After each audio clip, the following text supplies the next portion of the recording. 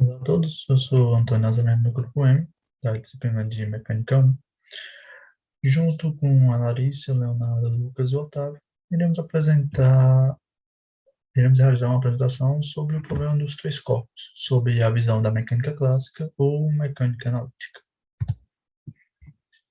Ok, inicialmente, quando pensamos num problema de três corpos, acreditamos que nada se trata nada mais do que um problema de dois corpos adicionado de um terceiro corpo que poderemos facilmente descrever pelas equações newtonianas, ou então pela descrição lagrangiana, o que inicialmente é verdade, mas também não.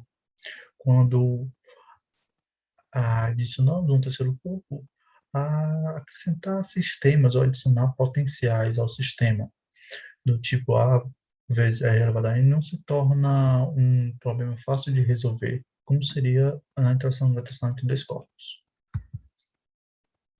Quando tratamos da interação gravitacional entre esses corpos, percebemos um movimento caótico, onde a quantidade de restrições, aumentando a quantidade de restrições, facilita a resolução do problema, que particularizaria a solução.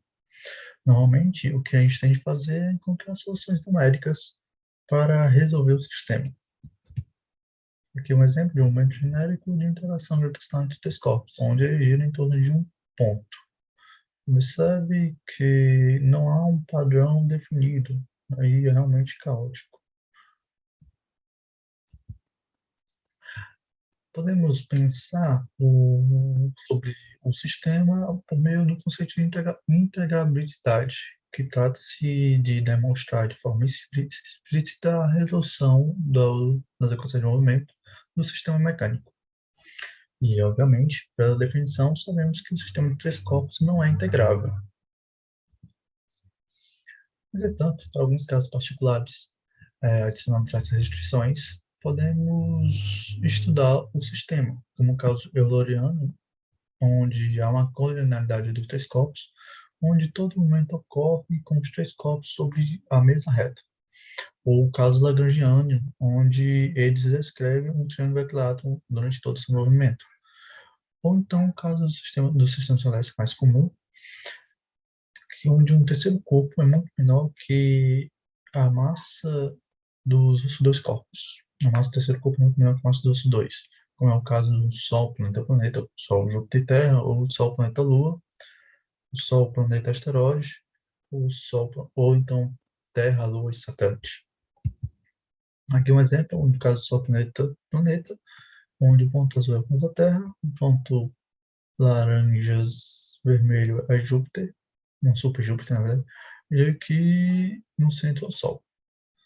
Observe que quanto maior a massa, maior é a excentricidade do corpo. Então, Júpiter tende a descrever órbitas circulares, mais circulares do que a Terra, que claramente descreve órbitas elípticas. E, por terceiro caso, o Sol, planeta, asteroide, aqui tem alguns exemplos de possíveis trajetórias do asteroide, com o terceiro corpo do sistema, né? O máximo muito menor que os dois. Uma trajetória hexagonal, uma forma de cachos, um Rose Shore,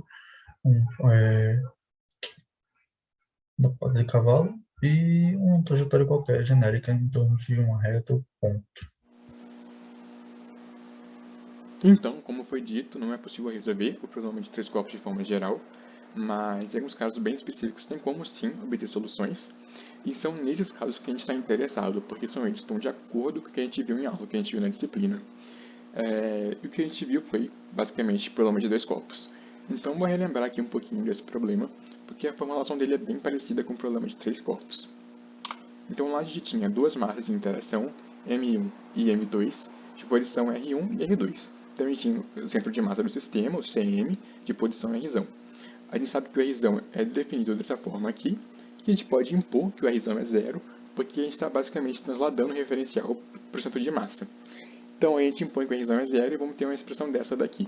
A gente também pode definir uma posição relativa, o R, e aqui foi definido como R1 menos R2.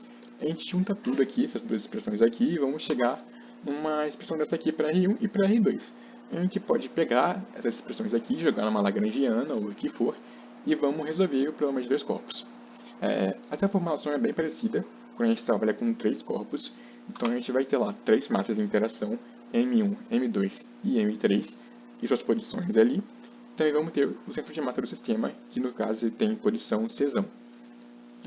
Dá para ver que mudou um pouquinho aqui a definição do C, que seria o Rzão, no outro caso, né? Porque a gente acrescentou uma massa. A gente de novo impõe que o Czão é zero, a gente translada a referência por centro de massa, né? E vamos ter uma expressão dessa daqui. Agora a gente, de novo, define posições relativas.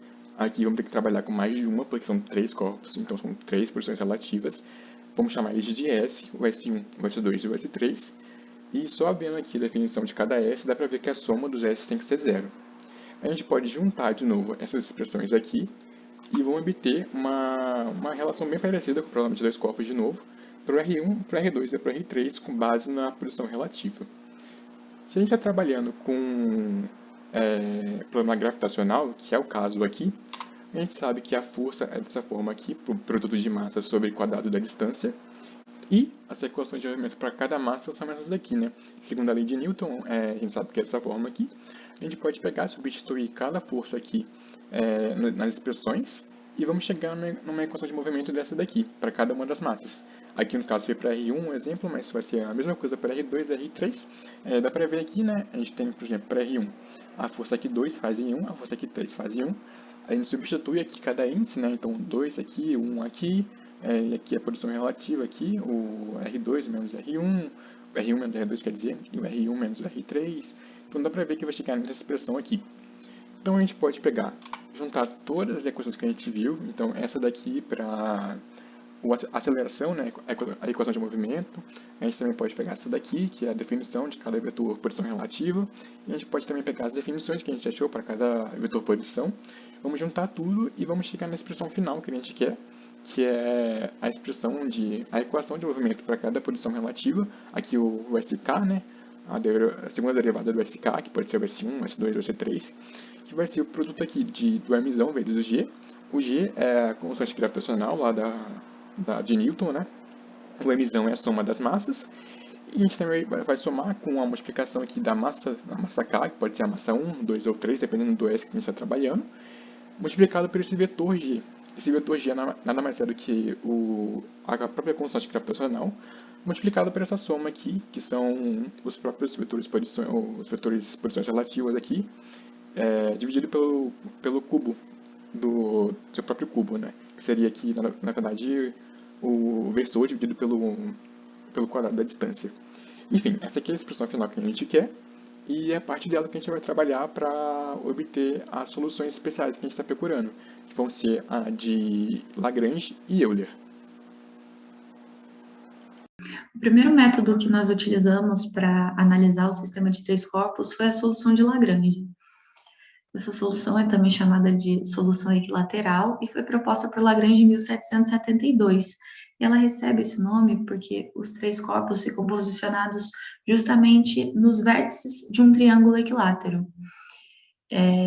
Então, esse sistema pode girar, esse triângulo equilátero, as massas podem ficar mais próximas, podem ficar mais distantes, mas elas sempre vão ficar nas pontas de um triângulo equilátero.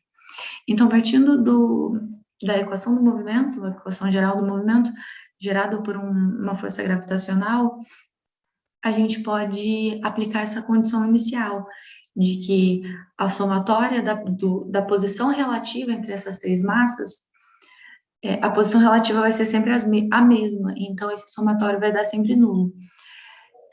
E aplicando isso nessa expressão geral, a gente pode reduzir esse problema a um problema de Kepler. Então, a trajetória dessas 3 massas vai ser expressa por uma mesma expressão, mas elas são relacionadas justamente por causa da equilateralidade. Então, a partir do momento que você acha a expressão para a massa 1, você acha a expressão da trajetória da massa 2, rotacionando a trajetória do corpo 1 em 60 graus e depois em 120 graus para achar a massa 3. Assim, a gente posiciona as 3 massas, cada uma na ponta do triângulo. Então, aqui, para ficar mais visível, eu trouxe algumas imagens. Então, para um sistema em que a massa 1 é menor do que a massa 2 e que é menor do que a massa 3, a gente tem, como é um problema de Kepler, né? Essas trajetórias, elas são órbitas cônicas. E são órbitas cônicas em que elas têm um foco em comum. E esse foco em comum é justamente o centro de massa do sistema. Então, aqui, nesse exemplo, né, nessa primeira imagem à esquerda, o centro de massa é esse pontinho no centro.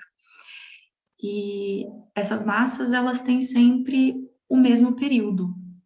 Elas andam nessas órbitas com o mesmo período, para que, como a gente pode ver aqui no GIF na lateral, elas fiquem sempre na posição relativa de um triângulo equilátero. E por mais que a expressão seja a mesma para as três órbitas, elas criam órbitas semelhantes, mas com escalas diferentes, justamente porque a massa delas são diferentes. Então, para uma massa maior, como essa massa vermelha, a órbita é menor em escala do que a da massa preta, por exemplo, aqui maior.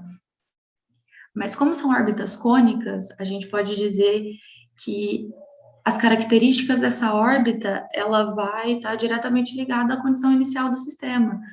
Então, a gente pode traçar órbitas cônicas diferentes. Inclusive, a gente pode levar esse sistema a um limite em que a excentricidade dessa órbita, por exemplo, seja zero.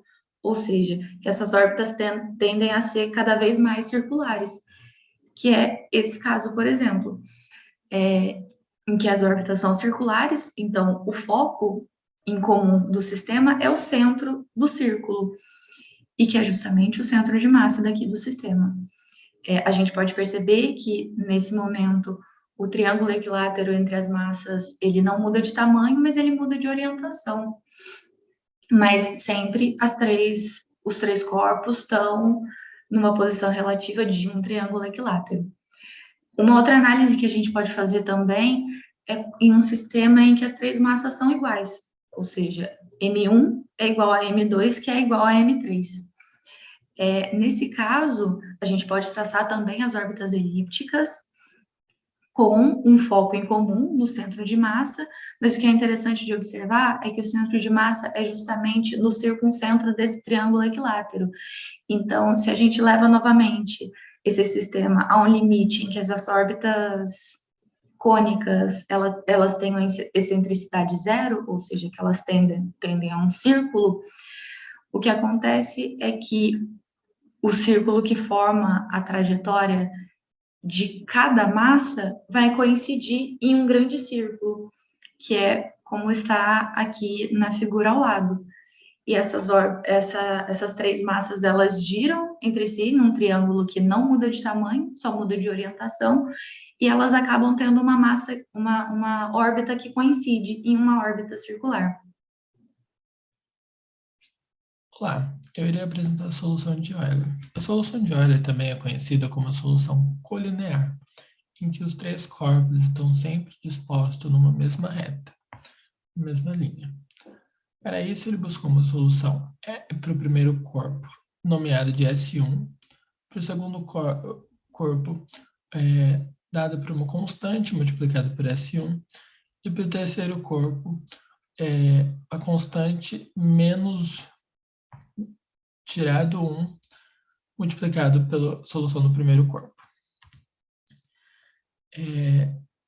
Euler descobriu que, para obter a equação do movimento S1, ele deveria satisfazer a seguinte equação, a primeira apresentada na imagem.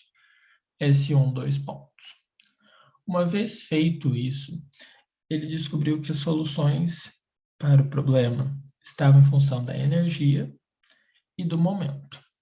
E a solução geométrica dependia do valor do momento e da energia. Assim, caso o momento fosse zero, eram obtidas semi-retas.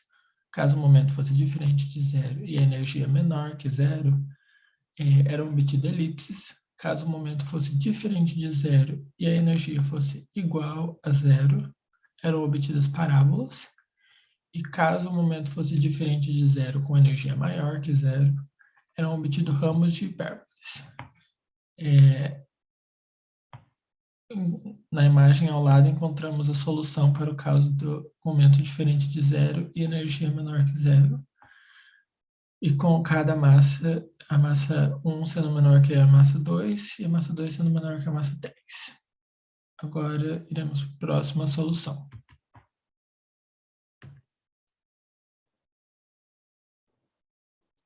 Olá, meu nome é Otávio e eu vou apresentar a parte de sistemas planetários. Sistemas planetários são sistemas quase integráveis. Um sistema integrável é um sistema em que você pode fazer separação de variáveis. Se você não puder, então não é integrável. Já sistemas planetários em geral, mas específico de três corpos, são sistemas com um corpo bem mais massivo, que eu escrevi a massa como massa M1, e outros dois corpos bem menos massivos que o primeiro, M2 e M3. E nesse tipo de sistema, os dois corpos menos massivos vão estar orbitando o mais massivo, nem Júpiter e Saturno orbitando o Sol. Assim, é possível descrever esse sistema como a hamiltoniana do sistema será duas hamiltonianas keplerianas, mais uma pequena perturbação que é causada pela interação entre esses dois objetos menos massivos. A forma de obter soluções melhores para esse sistema, além das órbitas keplerianas, é um método iterativo, em que se faz uma transformação canônica, em que a nova hamiltoniana da parte integrável é zero. Assim, a gente só fica com a nova hamiltoniana da pequena perturbação. E fazendo essa transformação de forma que o momento e as coordenadas generalizadas sejam constantes, é possível obter novas coordenadas e momentos usando as equações de movimento hamiltonianas. E assim você consegue uma nova hamiltoniana e repete o processo. Quanto à estabilidade desses sistemas planetários, existe um teorema que é o teorema de Kolmogorov e Arnold-Moser. Kolmogorov é esse matemático russo que está a imagem. O teorema é basicamente se o sistema vai ser caótico ou não. Se um sistema for quase integrável, com uma perturbação muito pequena, e se a razão dos períodos não for racional, não ser racional é tipo, se um corpo, a cada uma órbita que ele dá, o outro dá duas, então a razão é racional e tem ressonância. Se não for esse caso, se for um número bem irracional, dá para dizer que o sistema não é caótico. E é possível aplicar esse teorema para estudar a estabilidade do sistema Sol, Júpiter e Saturno, em que se ignora os outros planetas por serem ou muito pequenos ou muito distantes. E com esse teorema é possível estimar o tempo de estabilidade desse sistema como tendo a mesma ordem que a idade do universo.